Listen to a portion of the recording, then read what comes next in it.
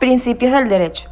Los principios del derecho son las ideas fundamentales que sustentan el derecho, expresan los patrones más importantes de su existencia y desarrollo, la esencia y el propósito social sobre los que se basa el sistema jurídico. Se distinguen por la universalidad, el imperativo supremo, la importancia general y la inmutabilidad a lo largo de un largo periodo histórico.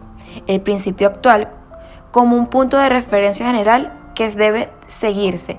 Los principios del derecho pueden estar contenidos en normas individuales o en un grupo de normas, o derivarse del significado de ley, impregnar la jurisprudencia sin siquiera estar autoexpuesto en el derecho objetivo, concentrarse en las costumbres y tradiciones jurídicas, las relaciones jurídicas y la cultura jurídica.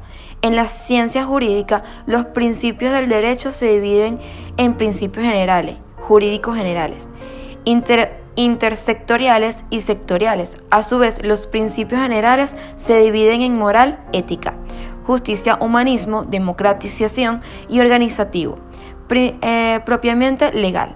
Igualdad formal, legal, legalidad, unidad de derechos y deberes, combinación de persuasión y coerción, incentivos y restricciones. Ejemplos de principios intersectoriales son las competencias de las partes en la rama procesales del derecho, la ineludibilidad de la responsabilidad en las esferas de protección. Los principios del derecho se basan en antinomías, contradicciones entre dos disposiciones mutuamente excluyentes que se prueben lógicamente de manera igualmente convincente. Cada principio no es absoluto, tiene ciertas excepciones que enfatizan la regla general. Así, desde la formación del derecho privado romano se conoce el principio de pacta sunt servanda.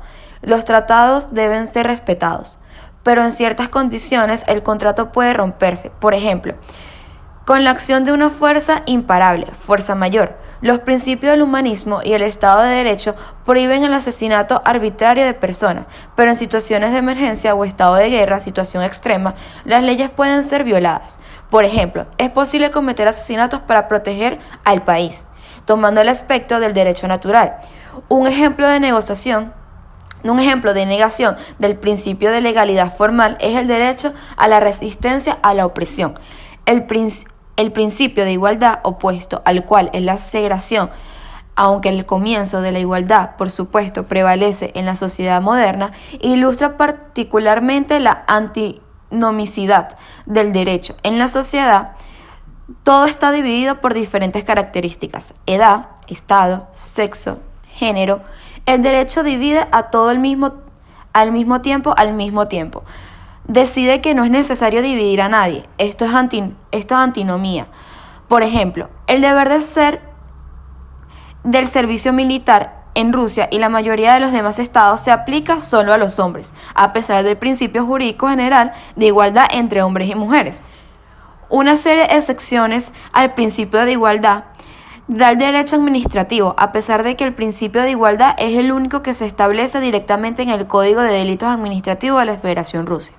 Por ejemplo, las personas físicas son iguales, independientemente del sexo y la condición física, pero las mujeres embarazadas y con hijos menores de edad, las personas con discapacidad de los grupos 1 y 2, no pueden ser detenidas. Las personas son iguales, independientemente de la posición oficial y el tipo de actividad, pero hay varios elementos especiales: diputados, fiscales, jueces e investigadores con inmunidades procesales. Presunciones del derecho. Las presunciones jurídicas son los derechos consagrados en las normas o las suposiciones derivadas en su significativo sobre la presencia o ausencia de hechos jurídicos, eventos, acciones, circunstancias, basados en la relación de los procesos reales y confirmados por la experiencia previa. Las presunciones se basan en la repetibilidad de las situaciones de la vida. Las presunciones, al ser suposiciones, no son creíbles, sino probabilísticas. Las presunciones más comunes son conocimiento de la ley, inocencia, justicia de la ley, verdad y validez de la sentencia, responsabilidad de los padres por los daños causados por sus hijos menores, suposiciones de que el dueño real de la de la cosa es propietario, que la pertenencia sigue a la cosa principal. Una ley promulgada más tarde deroga la anterior en todo lo que no está en desacuerdo con ella. Nadie puede transferir a otro más derecho de lo que él mismo tiene. Una ley especial anula la acción general. Lo imposible no es obligatorio. Quien no niega, reconoce, no todo lo que es legítimamente moral. La presunción de inocencia es de particular importancia para los sectores de protección del derecho.